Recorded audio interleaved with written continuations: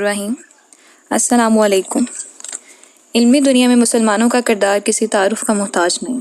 آج انسان ستاروں تک پہنچ چکا ہے، لیکن چند صدیوں پہلے اس بات کا گمان بھی نہیں کیا جا سکتا تھا۔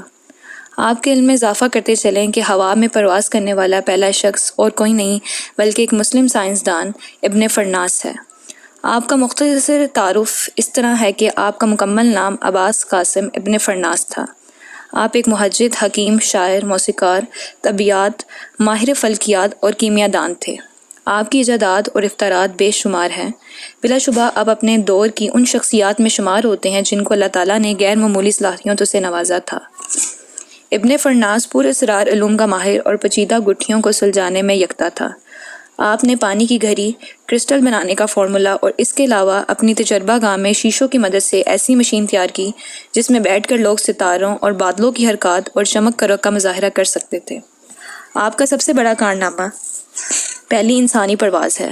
واقعہ کچھ یوں ہے کہ 822 عیسوی میں بادشاہ عبد الرحمن تخت نشین ہوا تو اس نے دنیا بھر سے باصلاحیت افراد کو اکٹھا کیا۔ ابن فرناس بھی اس میں موجود تھا۔ بادشاہ عبد الرحمن کی زیر سرپرستی ایک بہادر شخص ارمن فرمن نے ایک بڑی سی چادر کے ذریعے قرطبہ کی اونچی عمارت سے اڑنے کی کوشش کی اور حاضرین سے شرط بھی لگائی، مگر وہ ناکام ہوا اور اسے معمولی چوٹیں بھی آئیں۔ ارمن کسی حد تک شرط بھی جیت گیا۔ اسے دنیا کا پہلا پیراشوٹ بھی کہا جا سکتا ہے۔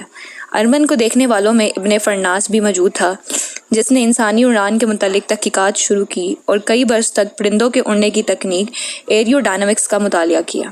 بالآخر اعلان کیا کہ انسان بھی پرندوں کی طرح ہوا میں پرواز کر سکتا ہے، مگر اس کے ناقدین نے اس کا مذاق اڑایا اور کچھ دیر تماشائی حیرت اور سکتے میں رہ گئے۔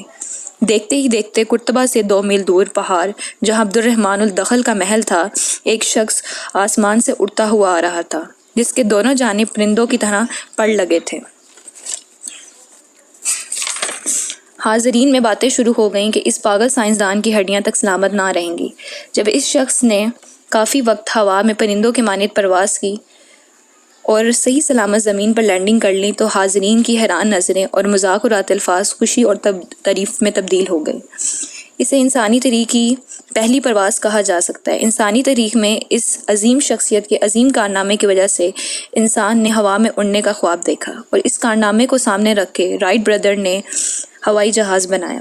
افسوس کی بات یہ ہے کہ آج ہمارے بچوں کو یورپ کے سائنسدانوں کے کارنامے سنائے جاتے ہیں، اور مضحکہ خیز بات یہ ہے کہ علمی، سائنسی، تحقیقی دنیا میں جتنا کام مسلم سائنسدانوں نے سر انجام دیا ہے شاید ہی کسی نے دیا ہو، مگر سائنس کسی بھی مذہب کی جہگیر نہیں۔